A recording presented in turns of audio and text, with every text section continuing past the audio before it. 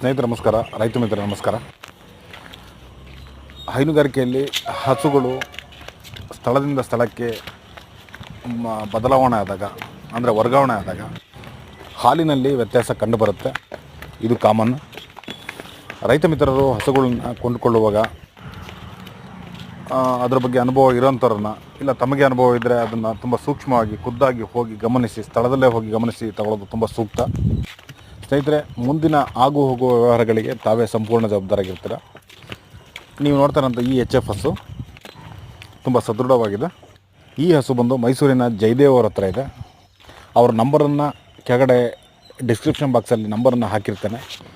ಆಸಕ್ತರು ಇದನ್ನು ಯಾರಾದರೂ ಕೊಂಡ್ಕೊಳ್ಬೇಕು ಅನ್ನೋ ಆಸಕ್ತಿ ಇರೋಂಥವ್ರು ತಾವೇ ಸ್ಥಳದಲ್ಲಿ ಹೋಗಿ ಅವರೊಂದಿಗೆ ಖುದ್ದಾಗಿ ಪರಿಶೀಲಿಸಿ ಮಾತಾಡಿ ನಿಮ್ಮ ಮನಸ್ಸಿಗೆ ಓಕೆ ಅನಿಸಿದ್ರೆ ಇದನ್ನು ಬೈ ಮಾಡ್ಬೋದು.